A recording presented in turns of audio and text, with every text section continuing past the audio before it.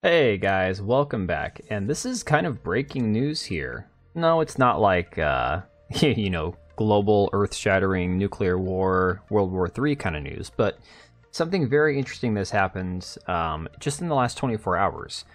Now, I didn't even realize that he was even still relevant, but apparently recording artist Neo had some thoughts to share on the 5th, I believe it was yesterday, about the whole idea of gender-affirming care. Now, look, I don't want to get too much into the gory details about everyone's opinions about whether you should or shouldn't ever transition somebody, but I think the normal, healthy take that most people are going to have is don't do it to anybody under 18. Do not perform these life-altering surgeries on anybody who cannot legally and mentally consent to it, when the reality is they may just have other stuff they're dealing with, other stuff going on. I think that's a very normal, healthy, rational take.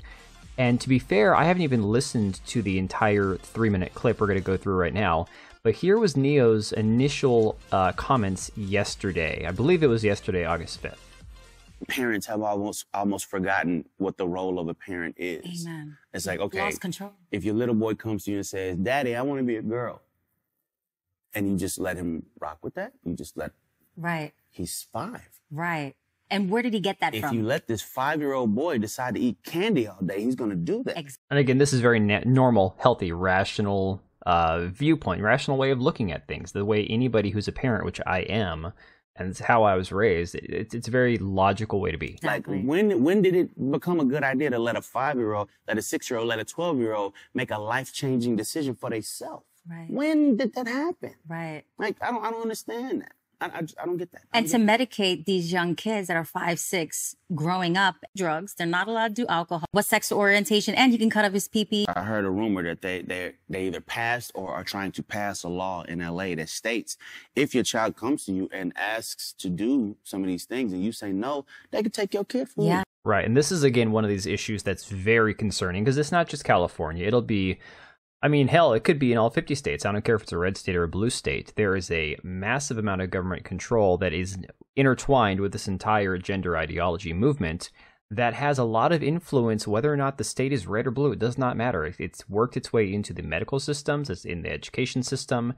it's in the very fibers of our government structure. And that's what they're addressing here, that this is a very concerning movement, as we've seen kind of get pushed to the forefront in the last 10 years. Yes, LGBTQ people have always been around, but the movement itself, not just where it was Pride and then Pride Week and then Pride Month, where we have to see the rainbow flag draped over everything, even our nation's flags, for the last, 10, 20 years.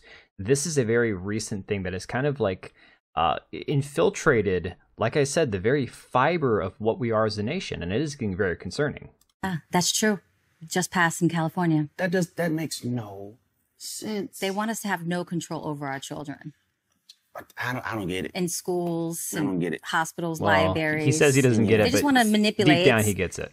You got to understand, when they're so young and It becomes my business when you try to make me play the game with you. I'm not finna call you a Right. goldfish, but Exactly. you want to be a goldfish, you go be a goldfish. It's all good. amen. And see, this right here is probably the comment that got him in the most trouble. Talking about just the rational, reasonable take of, hey, you know what? I don't have to play along with your word game. I don't have to go along with what you want me to call you. You want to call yourself that? Fine. You got a group of friends that'll call you that? Fine. Go for it. But I don't need to play that game. I don't have to. We don't have compelled speech in this country. We are all free to say and feel what we want, as long as we are not assaulting somebody or harassing somebody. That is protected by our constitutional rights. So now, of course, here we are a day later, and I looked at my phone, and this is, I think, from 3 hours ago, 6:37 p.m. Yeah, it's only 10 o'clock here, so a little over 3 hours ago.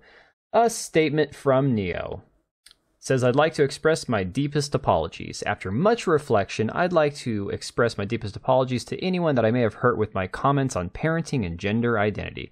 Newsflash, you didn't hurt anybody's feelings. That matters. The people that have kids, 99% of them agree with you. I've always been an advocate for love and inclusivity in the LGBTQI plus community, so I understand how my comments could have been interpreted as insensitive and offensive. Gender identity is nuanced. No, it's not. And I can honestly admit that I plan to better educate myself on the topic so I can approach future conversations with more empathy. At the end of the day, I lead with love and support everyone's freedom of expression and pursuit of happiness. You know what, dude? I always enjoyed listening to his music. I never owned an album, but a couple songs that he did, I really enjoyed his voice. I liked the vocals, the style, the arrangements.